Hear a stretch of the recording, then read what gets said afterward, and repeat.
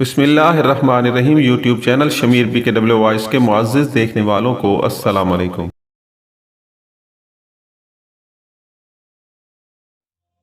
دونوں نے BA کر لیا اور اب لڑکی نے گھر سے بھاگنا تھا اور مقتول کے ساتھ کہیں اور چلے جانا تھا، لیکن کوئی ایسی جگہ اور کوئی ایسا شہر ذہن میں نہیں آ رہا تھا جہاں جاتے ہی مقتول کو نوکری مل جاتی اور دونوں وہاں جا کر آباد ہو جاتے۔ مقتول اپنا گھر نہیں چھوڑنا چاہتا تھا، لیکن محبت دل میں ایسی گہری اتری تھی کہ وہ گھر چھوڑنے پر آمادہ ہو گیا۔ پھر بھی اس نے گھر والوں کی اجازت ضروری سمجھی۔ یہ مقتول کی شرافت تھی۔ میں پہلے بتا چکا ہوں کہ مقتول نے اپنے باپ سے اجازت طلب کی تھی اور باپ نے اسے نتائج سے ڈرایا تھا۔ باپ نے ہی نہیں، ان دوستوں نے بھی مقتول کو اس محبت اور اپنے ارادے سے باز رکھنے کی بہت کوشش کر ڈالی تھی اور اسے اکثر خبردار کرتے رہتے تھے کہ ہندوؤں کو پتہ چل گیا تو اس کا نتیجہ اچھا نہیں ہوگا، لیکن مقتول کو اس لڑکی نے بہت پابند اور مجبور کر دیا تھا۔ میں نے ان دوستوں سے پوچھا کہ مقتول اور اس لڑکی کی ملاقاتیں ہوتی رہتی ہوں گی اور یہ کہاں اور کس طرح ملتے ملاتے تھے۔ انہوں نے بتایا کہ ملنے ملانے کے معاملے میں دونوں محتاط نہیں تھے۔ ان کی ملاقاتیں ہوتی رہتی تھیں اور لڑکی کی بے تابی کا یہ عالم تھا کہ مقتول کی ٹیم کا جہاں کہیں میچ ہوتا تھا وہ وہاں پہنچ جاتی تھی۔ یہاں تک کہ ایک روز شاہدرہ میں پولیس کی ٹیم کے ساتھ مقتول کی ٹیم کا میچ تھا اور لڑکی وہاں بھی پہنچ گئی تھی۔ ان میچوں میں تماشائی کوئی ہزاروں یا سینکڑوں کی تعداد میں نہیں ہوتے تھے، یہی کوئی چند ایک لوگ میچ دیکھنے رک جاتے تھے۔ اتنے تماشائیوں میں ایسی نوجوان گوری چٹی خوبصورت لڑکی سب کی توجہ کا مرکز بن جاتی تھی۔ میچ کے بعد مقتول اور لڑکی کچھ دیر اکٹھے رہتے اور انہیں سب دیکھتے تھے۔ دونوں لڑکے باری باری بول رہے تھے، کبھی ان میں سے کوئی بات پوچھ لیتا اور کبھی انسپکٹر اینڈریو کوئی سوال کرتا، اور اس طرح بات لمبی بھی ہوتی گئی اور واضح بھی۔ میں نے ان سے پوچھا کہ قاتل کون ہو سکتا ہے؟ لطیف کی کسی کے ساتھ دشمنی تو نہیں؟ ایک دوست نے جواب دیا، اسے ہندوؤں نے قتل کیا ہے یا لڑکی کے باپ نے قتل کروایا ہے۔ یہ ذہن میں رکھیں کہ ان کی محبت اور ملاقاتیں ڈھکی چھپی نہیں تھیں۔ لڑکی کا باپ کوئی بڑا لیڈر تو نہیں، دوسرے دوست نے کہا، لیکن سیاست میں اس کا مقام ذرا اونچا ہے اور وہ ہندو ماں صباحی ہے۔ ماں صباحی نام سن کر میرے کان کھڑے ہو گئے۔ یوں تو ہر ہندو ہر مسلمان کا دشمن ہے، لیکن ماں صباحی تو اعلانیہ مسلمانوں کے قتل کی باتیں کرتے ہیں۔ مسلمانوں کے معاملے میں ماں صباحی انتہا پسند ہے۔ انسپکٹر اینڈریو بھی ماں صباحیوں کو اچھی طرح جانتا تھا۔ ہم دونوں کے سامنے یہ شک زیادہ پختہ ہو کر آ گیا کہ قتل کا باعث یہی لڑکی ہے اور قاتل ہندو ہیں، بھینسے جیسا منگیتر۔ یہ شک پختہ ہو جانے کے باوجود ہم نے اسی شک کو ذہن میں نہ رکھا، قاتل کوئی اور بھی ہو سکتا تھا۔ ہم ان دونوں دوستوں کو اور زیادہ کریدنا چاہتے تھے، لیکن انہوں نے ایک اور شک پیدا کر دیا۔ یہ بات لڑکی نے مقتول کو تفصیلاً بتائی تھی اور مقتول نے اپنے ان دوستوں کو بتا دی تھی۔ بات یہ تھی کہ لڑکی کا ایک منگیتر تھا۔ ان کی منگنی کئی سال پہلے ہو چکی تھی اور شادی اس لیے ملتوی ہوئی کہ لڑکی BA کر لے، لیکن BA کر لینے کے بعد بھی شادی نہ ہوئی۔ لڑکی نے مقتول کو بتایا تھا کہ لڑکی کو یہ منگیتر نہ صرف یہ کہ پسند نہیں تھا بلکہ اسے بہت برا لگتا تھا۔ پھر یہ وجہ پیدا ہو گئی کہ لڑکی مقتول کی محبت میں گرفتار ہو گئی۔ منگیتر کا حلیہ یہ بتایا گیا کہ پکا کاروباری آدمی تھا اور جسم موٹا اور پیٹ بڑھا ہوا اور چہرے سے بھی بھدا اور فضول سی صورت کا آدمی تھا۔ طبعاً بھی خالص کاروباری ہندو تھا۔ ان دوستوں کے بیان کے مطابق لڑکی نے مقتول کو بتایا تھا کہ اس نے ایک روز منگیتر کو کسی جگہ اتفاقیہ آمنے سامنے آ جانے پر صاف کہہ دیا کہ وہ اس کے ساتھ شادی نہیں کرے گی اور وہ کوئی اپنا انتظام کر لے۔ یہ منگیتر ایک تو جسمانی لحاظ سے بھینسا لگتا تھا اور وہ اپنے آپ کو گنڈا اور بدماش بھی سمجھتا تھا، اور اسی کماش کے 2-3 آدمیوں کے ساتھ اس کا دوستانہ تھا۔ غالباً شراب بھی پیتا تھا۔ इसके मुतालिक हमने अपने खुफिया ज़राए से मालूम कर लेना था। अभी हम इन दोनों लड़कों की रिपोर्ट ले रहे थे। लड़के ये न बता सके कि मंगेतर को पता चल गया था या नहीं कि लड़की मकतूल को चाहती है और इससे मिलती रहती है। बहरहाल ये मंगेतर हमारा एक और मुश्तबा था। रात हो गई थी। इन दोनों लड़कों को हमने जैसे निचोड़ ही लिया था। उन्होंने कोई बात छुपाई नहीं और पूरा ताउन किया। इन्हें हमने घर भेज दिया। दिन के वक्त हमने थानेदार हरचरण दास को फ़ोन पर कहा था कि कल सुबह मौका के वो तीनों गवाह हमारे पास भेज। हम मकतूल की हॉकी टीम के तमाम खिलाड़ियों से पूछगछ करना चाहते थे। मकतूल के इन दो दोस्तों के साथ बात हुई थी। उन्होंने बताया था कि हॉकी की टीम हर रोज़ 4 बजे या उससे ज़रा बाद ग्राउंड में प्रैक्टिस के लिए आती है। हमने ये प्रोग्राम बनाया था कि अगले रोज़ शाम को वहीं ग्राउंड में चले जाएंगे।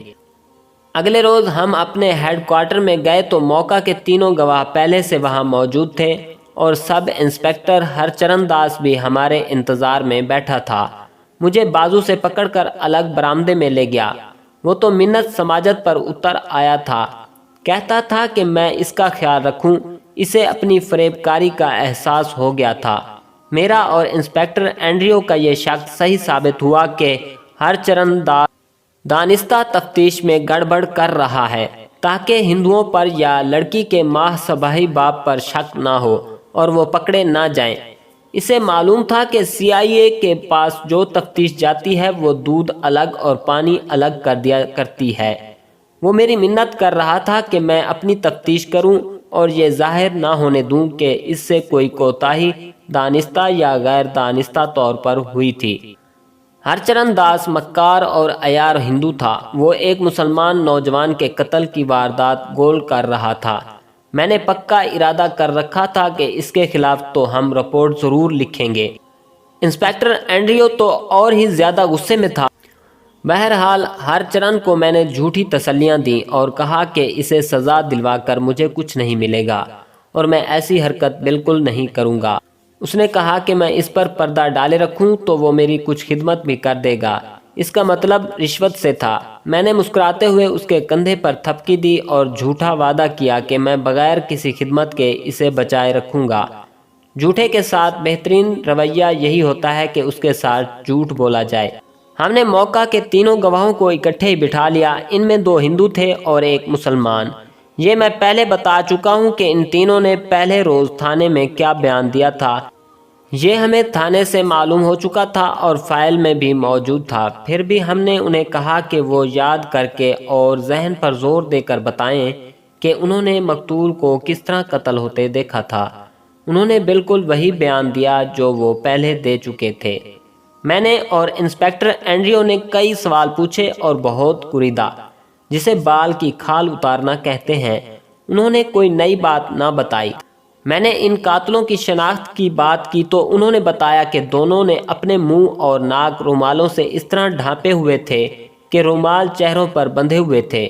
शनाख्त ना कर सकने की दूसरी वजह यह थी कि वो कुछ दूर थे और सुबह की रोशनी अभी सफ़ेद नहीं हुई थी। यही नज़र आता था कि 2 आदमी एक आदमी को मार पीट रहे हैं और वो भागे जा रहे हैं और दूर तांगा खड़ा है। हमला आवर जब तांगे की तरफ भाग रहे थे तो ये तीनों और कुछ आदमी भी मकतूल की तरफ दौड़े। इस तरह ये तीनों करीब आ गए और वहां से तांगे और घोड़े को इतना अच्छी तरह देख लिया कि तांगे का रंग और घोड़े का रंग भी उन्हें ठीक नजर आया। लेकिन तांगे में जो आदमी बैठा था उसका चेहरा सामने नहीं था। उनसे कोई नई बात मालूम ना हो सकी। मेरे एक सवाल का जवाब देते हुए उन्होंने बताया कि हरचरण दास ने इन्हें फिर कभी थाने बुलाया ही नहीं था। तीनों को हमने फारिग कर दिया। तांगे और घोड़े की निहायत अच्छी और वाज़ेह निशानियां मिल गई थीं। ये किसी का प्राइवेट तांगा था। दिल्ली जैसे बड़े शहर में एक ख़ास रंग के तांगे को ढूंढना कोई आसान काम नहीं था, लेकिन हमें नामुमकिन को मुमकिन कर दिखाना था। तांगा किराए के लिए हो या प्राइवेट, इसका लाइसेंस बनवाना पड़ता है। इस ज़माने में कारें बहुत ही कम थीं और बाज़ अमीर लोग अपने प्राइवेट तांगे रख लेते थे और उनके बाकायदा लाइसेंस बनवाए जाते थे। हम दोनों ने इस सिलसिले में ये कार्रवाई की कि म्यूनसिपल कॉरपोरेशन के इस दफ्तर में चले गए, जहां से तांगों के लाइसेंस बनवाए जाते थे। हमने अपना तारुफ कराया तो फौरन तमाम रिकॉर्ड हमारे आगे रख दिया गया। मैंने मुतलका अहलकार से कहा कि वो प्राइवेट तांगों का रिकॉर्ड दिखाए। वो देखा तो कुल 60 या गालबन 65 प्राइवेट तांगे लाइसेंस याफ्ता थे। मैंने ये सारा रिकॉर्ड चेक किया। मैं देख ये रहा था कि संगीता के बाप का प्राइवेट तांगा है या नहीं। इस रिकॉर्ड में उसका नाम नहीं था। मैंने ये भी देखा कि हिंदुओं के नाम पर बहुत ही कम तांगे थे। ज़्यादातर मुसलमानों के नाम थे या चंद एक पारसी थे या अंग्रेज़ एंग्लो इंडियन थे। मुश्किल ये पैदा हो रही थी कि इस रिकॉर्ड में तांगे की इतनी सी ही तफसील थी कि ये तांगा किराए के लिए चलाया जा रहा है या प्राइवेट है। इसमें तांगे के रंग और किस्म और घोड़े की कोई निशानी नहीं दी गई थी। इन तफसीलात की ज़रूरत भी नहीं थी। बहरहाल ये इत्मीनान हो गया कि रिकॉर्ड मौजूद है जो ज़रूरत के वक्त काम आएगा। वहाँ से उठे और हम ट्रैफिक पुलिस के हेडक्वार्टर चले गए। एक एसपी से मिले। खुशकिस्मती से वो अंग्रेज़ था। इंस्पेक्टर एंड्रियो ने उसे वारदात सुनाकर बताया कि कातिल एक प्राइवेट तांगे में बैठकर भागे थे। तांगे और घोड़े के रंग भी बताए। उस अंग्रेज़ एसपी ने कहा कि वो तमाम ट्रैफिक पुलिस को ये हुक्म देगा कि इस रंग का तांगा और इस रंग का घोड़ा नज़र आए तो उसे पकड़ लें। मेरा ख्याल यह था और एंड्रियो की भी यही राय थी कि कातिल अगर अक्लमंद हुए तो वो उस तांगे और घोड़े को कुछ अरसा बाहर नहीं लाएंगे। हमें इसके बावजूद मुल्जिम का सुराग लगाना था। ये तफ्तीश ऐसी फैली हुई थी कि मैं लिख तो रहा हूँ लेकिन पता चल रहा है कि कुछ बातें छोड़ता जा रहा हूँ। मसलन अपने दफ्तर में आकर जब हम म्यूनिसिपल कॉरपोरेशन के दफ्तर में चले थे तो उससे पहले अपने 2 मुखबरों को बुलवाया था और उन्हें कहा था कि वो संगीता के मंगेतर के मुतालिक तफसीलात फराहम करें। ऐसी ही कुछ और छोटी छोटी कार्रवाइयाँ थीं जिनका मैं जिक्र नहीं कर रहा। उसी रोज़ शाम 4 बजे के बाद हम दोनों इंस्पेक्टर हॉकी ग्राउंड में चले गए। बहुत से लड़के हॉकी खेल रहे थे।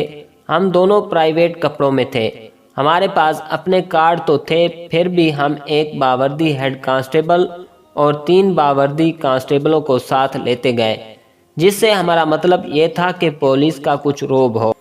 पाकिस्तान और भारत के लोग पुलिस की वर्दी से मरऊब होते हैं। हमने खेल रुकवा दिया और मकतूल की टीम के लड़कों को अपने पास बुलाया। तमाम लड़के पढ़े लिखे थे। हमने उन पर कोई रोब ना झाड़ा, बल्कि बाइखलाक तरीके से अपना तारुफ करा के उन्हें अपने कार्ड भी दिखाए। उन्हें कहा कि इनसे कुछ पूछना चाहते हैं। हम ये देखकर मुतमईन हो गए कि तमाम लड़के कन्नी कतराने की बजाय ताउन के लिए तैयार हो गए। टीम का कैप्टन एक जवान साल हिंदू था। उसने अपनी टीम की नुमाइंदगी करते हुए कहा कि हम जैसा कहेंगे वो वैसा ही करेंगे और हम उन्हें बताएं कि उन्हें क्या करना है। मैंने उन्हें बताया कि कल सुबह 9 बजे CIA के हेडक्वार्टर पहुंच जाएं। इन्हें दफ्तर का अता पता और महल्ले वकू बता दिया। अभी हम संगीता और उसके बाप को नहीं छेड़ना चाहते थे। पहले उनके लिए मजबूत चाल तैयार करना ज़रूरी था। हमने अपने हेडक्वार्टर में जाकर अपने मुखबरी के निज़ाम को एक लाइन देकर मसरूफ़ कर दिया और कुछ हिदायत दी। अगली सुबह हॉकी टीम के 13-14 लड़के आ गए। मेरे अंदाजे के मुताबिक उनकी उम्रें कम से कम 18-19 साल और ज़्यादा से ज़्यादा 25-26 साल थीं। उनका कैप्टन 25-26 साल का मालूम होता था। ये शख्स मुझे कुछ ज़्यादा ही अच्छा और अक्ल वाला लगता था। टीम में एक सिख था। 5-6 मुसलमान थे, बाकी सब हिंदू। हमने सबको अलग अलग अपने तफ्तीशी कमरे में बिठाया और पूछगछ शुरू कर दी। मैं ये लिखने में वक्त ज़ाया नहीं करूँगा कि हर एक से हमने क्या पूछा और उसने क्या जवाब और क्या बयान दिया। उनसे कोई सुराग वाली बात मालूम ना हो सकी। ये तस्दीक हो गई कि मकतूल लड़ने झगड़ने वाला लड़का नहीं था। अलबत्ता किसी की मदद करने को किसी से टक्कर लेनी पड़ती तो फिर मकतूल ये लिहाज नहीं रखता था कि मद्दे मुकाबिल कोई छोटा आदमी है या कितनी बड़ी हैसियत वाला है। ये सुनकर मैंने तकरीबन हर लड़के से पूछा था कि कत्ल के कुछ दिन पहले मकतूल की किसी बड़ी हैसियत वाले आदमी के साथ लड़ाई तो नहीं हुई थी। सब ने यही एक जवाब दिया कि ऐसा बिल्कुल नहीं हुआ। सब ने बताया कि मकतूल बड़े अच्छे ख़ानदान का लड़का था और उसका अखलाक ऊंचे ख़ानदान वाला ही था। हंसी मजाक और जिंदा दिली उसकी फितरत में शामिल थी। دو مسلمان لڑکوں نے بتایا کہ ایک ہندو لڑکی کے ساتھ مقتول کے مراسم تھے اور جہاں کہیں میچ ہوتا تھا لڑکی وہاں موجود ہوتی تھی۔ اس سے زیادہ یہ لڑکے کچھ نہ بتا سکے۔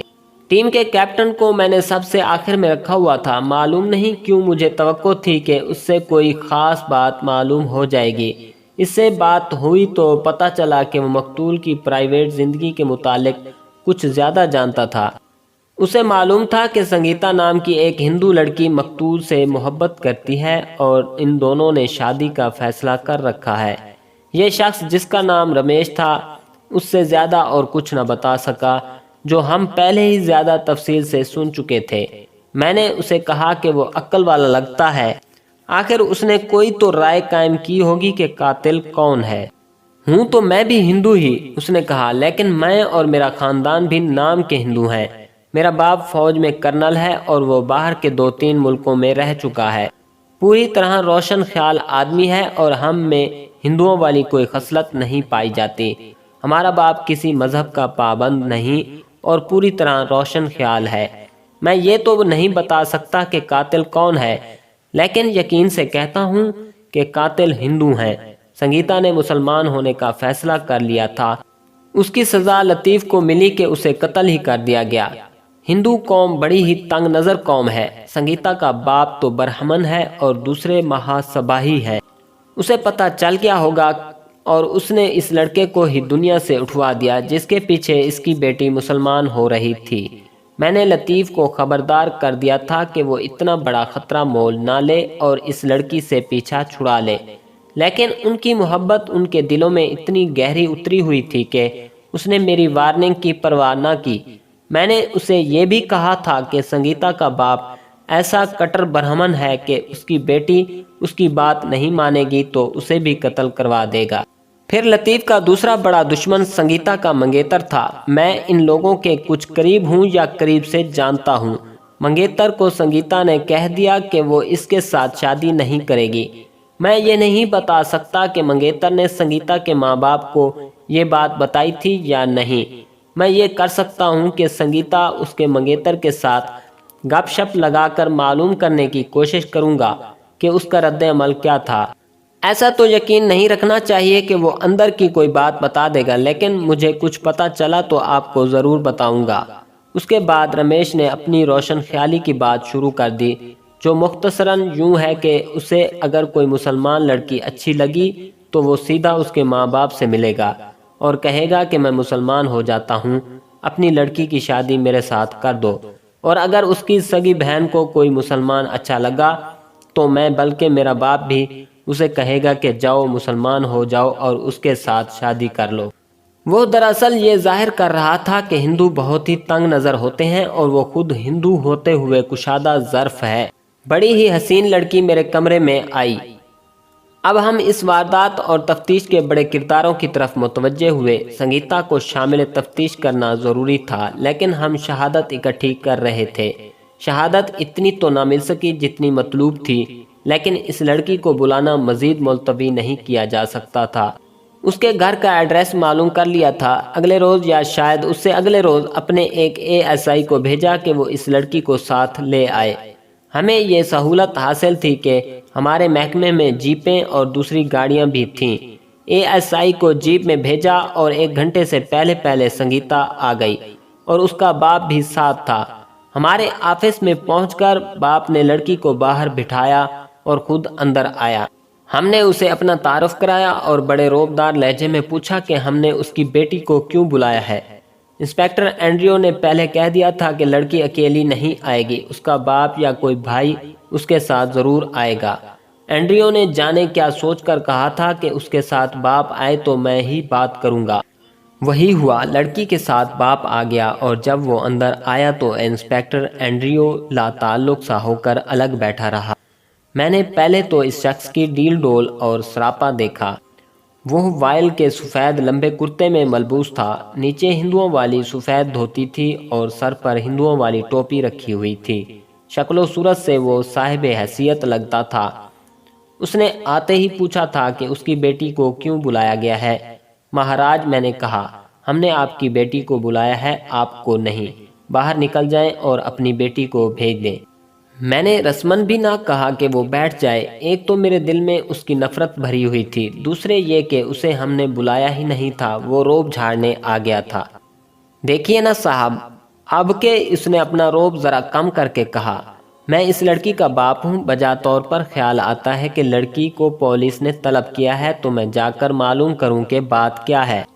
لالا جی مہاراج، میں نے ذرا تنزیہ سے لہجے میں کہا، ایک انسان کا بچہ قتل ہو گیا ہے، یہ کیس تھانے سے ہٹا کر کرائمز برانچ کے حوالے برائے تفتیش کیا گیا ہے، اس کی آخر کوئی وجہ ہے؟ آپ پڑھے لکھے اور ذمہ دار آدمی معلوم ہوتے ہیں، ہمارے ساتھ تعاون کریں ورنہ ہم تعاون لینا جانتے ہیں۔ آپ کی بیٹی کی عزت اور آبرو کے ذمہ دار ہم ہیں، جتنی دیر وہ ہمارے ساتھ رہے گی آپ بڑے شوق سے باہر بیٹھے رہیں اور جب ہم اجازت دیں تو بیٹی کو اپنے ساتھ لے جائیں۔ آپ میرے ہندوستانی بھائی ہیں، اس نے ہندوؤں والی منافقت کو پیار میں چھپانے کے لیے کہا اور میرے قریب والی کرسی پر بیٹھ گیا۔ آنکھ سے ہلکا سا اشارہ اینڈریو کی طرف کر کے آہستہ سے بولا، یہ گورا اردو تو نہیں جانتا ہوگا؟ نہیں، میں نے جھوٹ بولا، یہ صرف انگریزی بولتا اور سمجھتا ہے، اردو کا ایک لفظ بھی نہیں جانتا۔ میں نے پہلے لکھا ہے کہ انسپیکٹر اینڈریو روانی سے اردو بولتا اور سمجھتا تھا اور مجھ سے پنجابی بول چال سیکھ رہا تھا۔ سنگیتا کے باپ نے میری بات کو سچ سمجھ کر میری چاپلوسی شروع کر دی۔ میں نے اس سے پوچھا کہ اس کا آخر مطلب کیا ہے؟ وہ چاہتا یہ تھا کہ اس کی بیٹی کو شامل تفتیش نہ کیا جائے، جو میں مان نہیں رہا تھا۔ اس نے مجھے یہ مشورہ دیا کہ اس انگریز انسپیکٹر کو میں کسی طرح سمجھا دوں اور وہ مجھے کچھ رشوت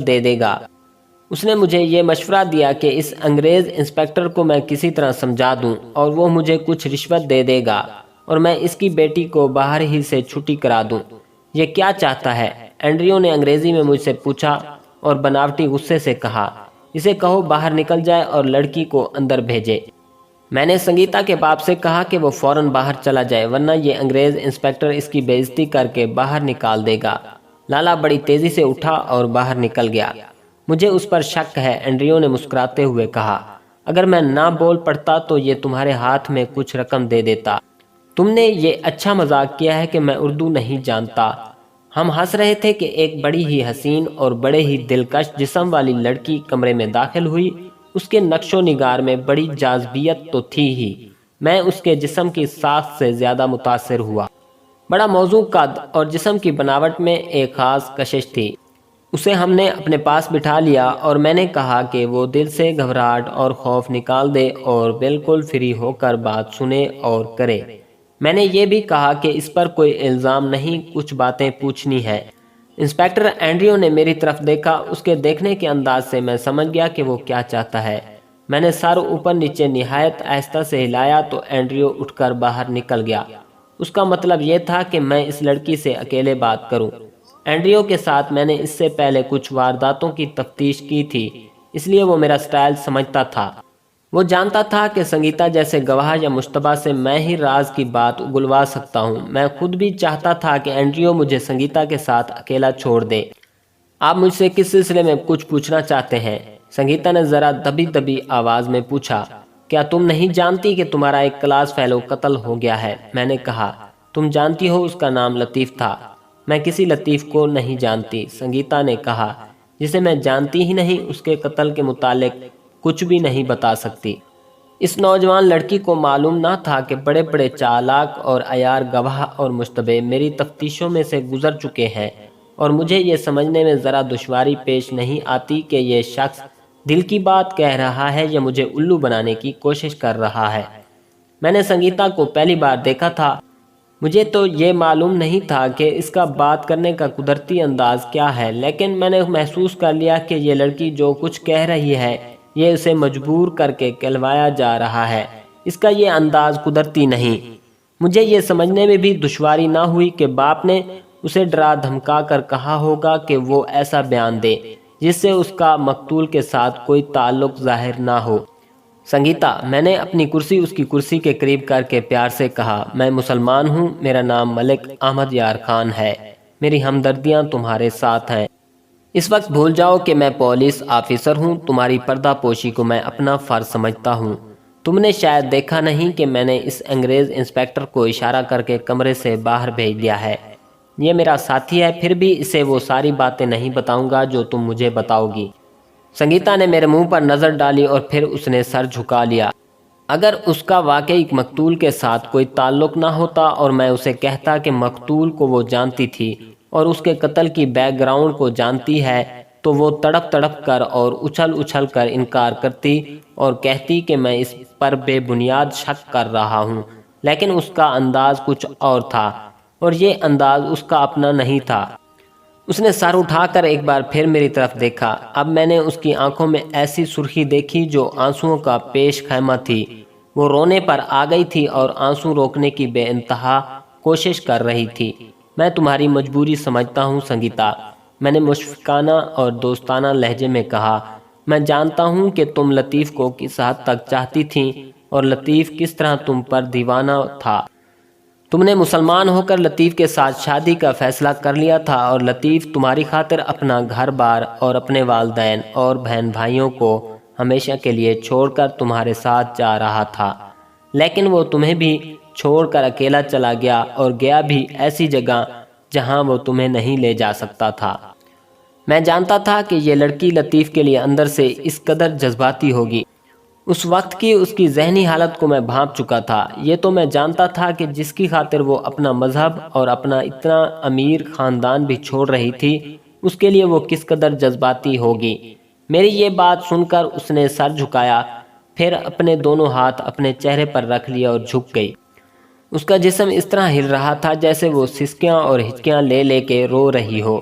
میرے الفاظ اور بولنے کے انداز نے اس کی جذباتی دنیا میں زلزلہ برپا کر دیا تھا۔ سنگیتا، میں نے اس کا سر اپنے دونوں ہاتھوں میں تھام کر اور ذرا اوپر اٹھا کر کہا، کھل کر رو لو اور لطیف کے لیے جتنے بھی آنسو بہا سکتی ہو بہاؤ، پھر بھی کم ہوں گے۔